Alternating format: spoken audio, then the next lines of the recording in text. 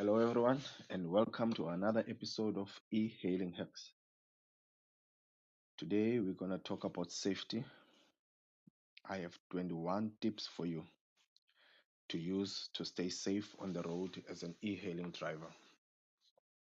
This video is probably the most important video I will ever make on this channel. So stay tuned and make sure to watch the video from start to finish. And please, guys, don't forget to like, share the video to as many people that you know and drivers. And most importantly, make sure to subscribe to the channel. Without further ado, let's start from the beginning. Tip number one, never allow anyone to sit directly behind you. Yes, that goes for ladies too. Never allow anyone to sit directly behind you. I know riders prefer that, but it's not safe. Anything can happen and you don't have control over it. Rather, make the driver sit right next to you, front seat, or behind the passenger seat, right?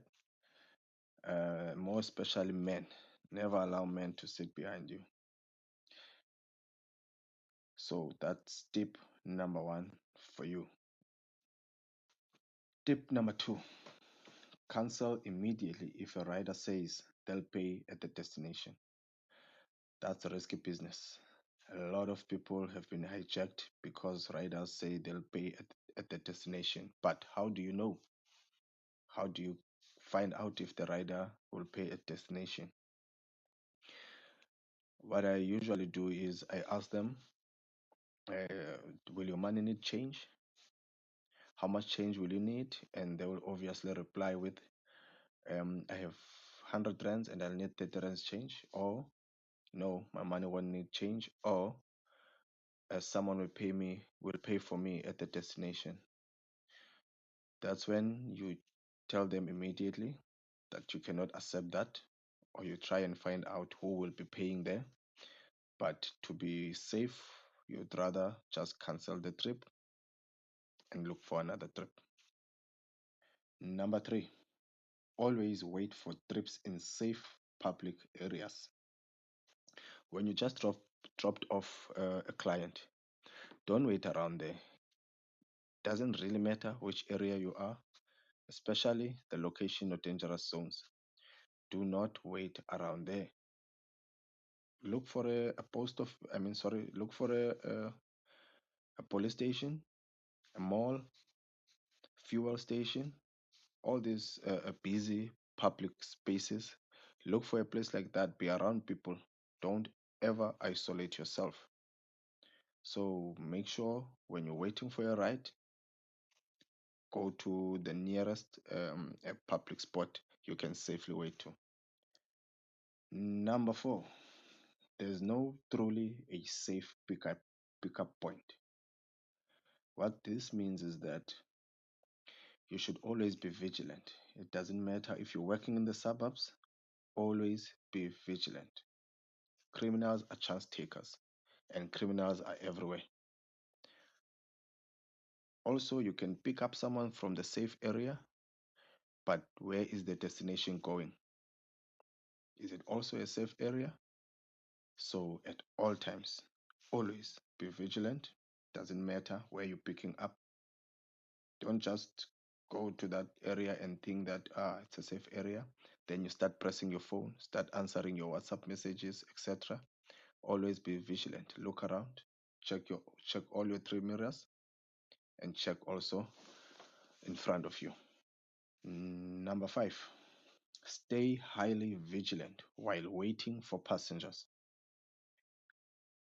When you're waiting for a passenger, as I just mentioned in the previous tip, don't be answering your phone, don't be looking at your phone, checking Facebook or answering your WhatsApp.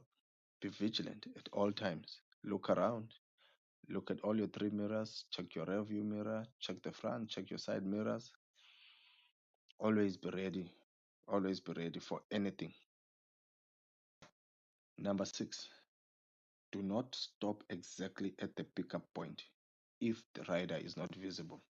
Yes, if you come to the pickup location and you don't see the person you're collecting, go past 300, 600, or a meter, but just go, I'm sorry, uh, 300, 600 or so, and then go past, check your mirrors, see if someone is coming out. If no one is coming out, you can just drive past there again. Don't stop your car. Try not to avoid stopping your car unless you see it's safe or you have an escape route, unless something happens. You can pass the place again. Maybe the third time you come back, the rider will come. Even if you're messaging the rider, do it while you're in motion. Don't stop and wait there. Number 7, keep the vehicle ready to move. At all times, never stop, never switch off your engine when you're collecting a passenger. Don't switch off your engine. Always, you must be on gear 1 or gear 2 and ready to move. If ever anything will happen, you must always be ready to move. Keep your car shaking, keep it shaking using your clutch and gear 1 or gear 2. Don't switch off your engine. Don't switch off your engine. Make sure that whatever happens, you are ready to move and escape. Number 8, avoid working in areas known for higher crime rates. Yes, avoid it. Rather go work where it's safer, like the suburbs. I know there's probably a lot of money in the locations because there's not a lot of drivers, but avoid it. Avoid it at all costs, especially if you're new and you just started out as a driver. Rather go learn in the more friendlier and safer neighborhoods, which are like the suburbs. You know, avoid working in dangerous areas. Number 9, press arrived about 300 meters to 600 meters before the pickup. What I mean by this is that if you're on Uber, you won't understand what I'm talking about because Uber does this automatically. If you're on Bolt or InDriver, you need to press on InDriver, I'm here, when you are like 300 to 600 meters away. If it's at night, you can even do it 1 kilometer away from the pickup point. You just press I'm here or I've arrived. That will significantly reduce your waiting time. By the time you arrive at the house, the rider will already be out or already coming out. You see, meaning your waiting time will be reduced significantly, and meaning that will minimize the risk of you stopping, because being motionless is when these hijackers do something. So it's safer to not stop for longer periods when you're picking up a ride. Number 10, always try and conclude payment before reaching the destination. When you reach the destination, you don't want to be counting money, checking change. Then you see that you don't have change, you have to go to the quarter shops and all that. No. Do all that before you reach the destination. As I said on tip number, what was it? Tip number 2, I think, that you should ask the rider if their money will need change so that you can do every transaction before you reach the destination. By the time you reach the destination, the rider just gets out of the car, you lock the doors, you move, and be ready to accept another trip. And number 11, normalize taking card trips only. When you just started or you are a lady driver, normalize just making use of card trips in most cases. I know you're going to need fuel money here and there, but as Uber drivers, we consider card trips safer. Even though you must still be vigilant and be wary, but card trips are generally safer are generally safer trips than cash payment trips. All right, Panthers, we're halfway there, halfway there. It's 11 tips now and 10 more to go. I would like to take this opportunity to ask you to like this content, share it with other drivers. If you find value in this particular video, please consider subscribing to the EHailing Hacks channel. And I promise I'm going to deliver more of important videos like this if you subscribe now. Please, Panthers, appreciate it. Let's go ahead now to the next one. Number 12, be skeptical of too good to be true trip prices. Yes, it also works here. If something looks too good to be true, it usually is. So if you see that a trip price is abnormally high, it's usually the criminals trying to lure you. So avoid such trips. Move on to the next. That's not your money. Move on to the next. Number 13, use driver profiles. Use rider profiles to your advantage. Bolt and InDriver does show you how much rides a person have, the rating. So you use the rides as a precaution. If someone has 5 or less rides, you become skeptical. If someone has 3.5 star rating and less, you become skeptical. Don't take those trips. 4 and above, 4 stars and above, you take it. 5 rides and above, be wary, but you can still take it. 10 or more trips, then that should be fine. But at all times, be vigilant, be wary. Do not, number 14, do not take trips that are requested from dead ends or areas that there's no escape route. Avoid such trips. Avoid going into circles, avoid going into narrow roads that will make it difficult for you to turn. Always make sure your car is facing in the direction that you can easily escape. Wherever you go, wherever you pick up, there must be somewhere to go out. There must be a road you can take to come out. You mustn't be in a situation where you must reverse, go forward, reverse again to come out. No. Always position your car in such a way that if anything happens, you are ready to move, my friend. Number 15, lock your car immediately after entry and after exit. When the client comes in your car, make sure you lock your car. Don't wait for your car to lock itself. The client comes in, you lock the car, you move. When the client exits your car, you lock your car and then you move. Anything can happen in that point. You don't know if the client is a real deal or is working with criminals. By the time he or she comes out, someone else is opening the doors. So immediately after they come out or come inside, lock the doors. Don't wait for your car to do it for you. Number 16, join local driver groups, WhatsApp groups, Facebook groups. Make sure you join those groups. There's a lot of information there. There's warnings, and then there's where you can send your live locations. There's a lot of helpful people around those groups. Don't be a lone rider. Don't be a lone rider. Make sure you hang around with drivers. Make sure you join driver groups. That will help you a lot. Number 17, avoid wearing safety belt. Yes, I know, supposed to be your safety feature, but if you are inside the neighborhood, there's no need to be wearing a safety belt because you driving at what, 60, 40 speed. What's the use of safety belt? If you're wearing a safety belt, criminals try to hijack you.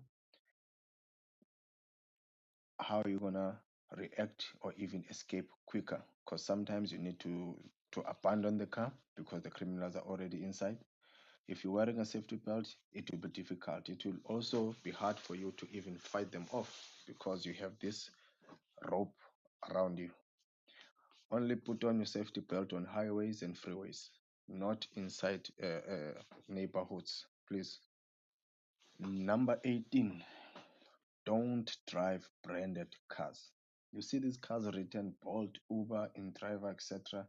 Avoid driving those because, my friend, you are food on wheels on those cars. You just food for criminals. You attracting them from far. They see you from a distance that you are an Uber driver. So avoid anything that will attract attention. I know the new laws and stuff, but they haven't kicked in yet. So rather be safe. Rather be safe. Don't drive those cars.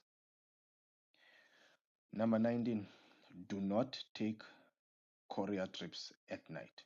Don't do it. These trips are called send on Bolt and they called package on Uber, courier on InDriver. Don't take them at night because you'll have to interact directly with someone.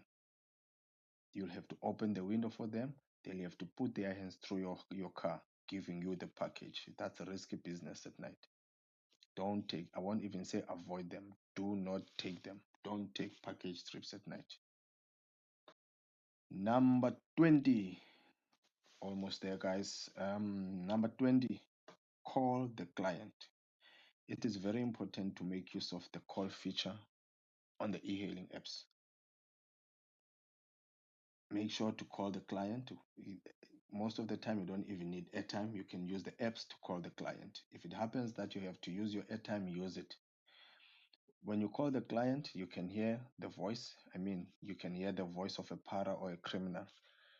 The lingo is just different. So when you call them, you can also talk to them, ask them, hey, you're not gonna rob me. Is this a safe trip, etc. You ask them such questions, and then you can hear how they respond. You can also listen to the background if there's any other people talking to his ear, etc. So make use of the call button. If you're unsure of anything, call the client. Last but definitely not least, number 21, never take more than one man. Never do that. Never, ever. Don't even think about it. That's your worst mistake.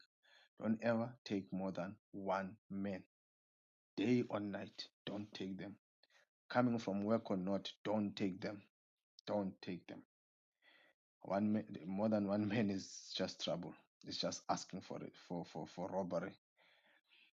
As much as it may not always be the case, I've been doing this for more than 5 years now, so I do take them now and then. It's always risky. It's always risky. I always blame myself after doing it, but don't take them. For you as a lady driver or a new driver, don't do it. Don't do it. If you have men sitting behind you and another one sitting right next to you, how are you going to fight? What can you do? Nothing. So please, never, never, never take more than one man at any given circumstance. All right, Pantas, that was the last of it. I hope you enjoyed this video and I hope you watched it until at this very moment because each and every tip I've shared with you is important. If you follow all these tips, if you do what I've mentioned in this video, I promise you, you will escape or avoid 90% of hijack attempts. I promise you that. I'm not saying nothing can ever happen, but you will minimize the chances of you being a victim of robbery and hijackings. One last request, guys, please make sure you subscribe to my channel. The more people I can share this to, the more I can share videos frequently. Please subscribe to e-hailing hacks and just make sure you share this video. Thank you.